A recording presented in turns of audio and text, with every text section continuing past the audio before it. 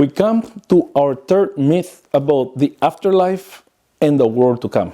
And this myth is the one that says that the new heavens and new earth will be a replacement cosmos. Even though the Bible promises a new heaven and earth, 2 Peter 3:13 and Revelation 21 verse 1, some Christians think that this will be a replacement cosmos, assuming that the old one will be obliterated when Christ returns. Granted that 2 Peter 3:10 can be used to support the idea that the air will be burned up, as we saw in the previous video. But what about Revelation 21:1, which says that the first heaven and the first earth had passed away? Clearly, the old world as we know it will be gone to be superseded by a new reality. The question here is whether this is obliteration followed by replacement or a reference to some form of, admittedly, radical transformation.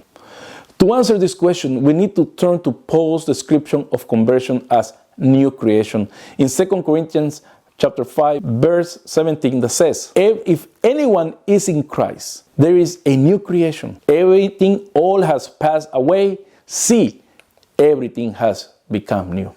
Here Paul uses the verb parerkomai, has passed away, for the ending of the old life, which is then replaced by a new life in Christ. This is almost identical to the Greek for had passed away, aperkomai, in Revelation 21 verse 1. Only the prefixes of the verb are different.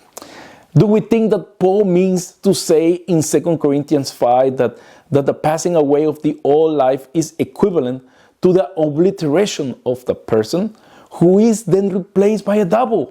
All the Pauline writings, not to mention common sense, suggest that no matter how radical the chief required for conversion to Christ, this describes the transformation, not obliteration of the person. Likewise, the passing away of the present heaven and earth to make way for the new creation is also transformative and not a matter of destruction followed by replacement. This understanding of passing away as transformation rather than obliteration and replacement is supported by the pattern of Scripture, which assumes a parallel between the redemption of persons, including the body, and the redemption of the non-human world, as we saw in the last video about Romans chapter 8. In both cases, the new person in Christ and the new heaven and earth, the word new has the sense of radical, renew, not replacement. If you're enjoying this series of videos, I invite you to give me a like, subscribe to my channel, and also leave a comment on the comment box so we know what you think and maybe we can have a conversation about it. You can also follow me on the links that you see in the notes down of this video so you know where to find me. And also I invite you to share this video so others can see what the word is in the future and also what is awaiting for us as believers of Christ when the Lord comes back and we'll be with Him for eternity. God bless you and see you next time.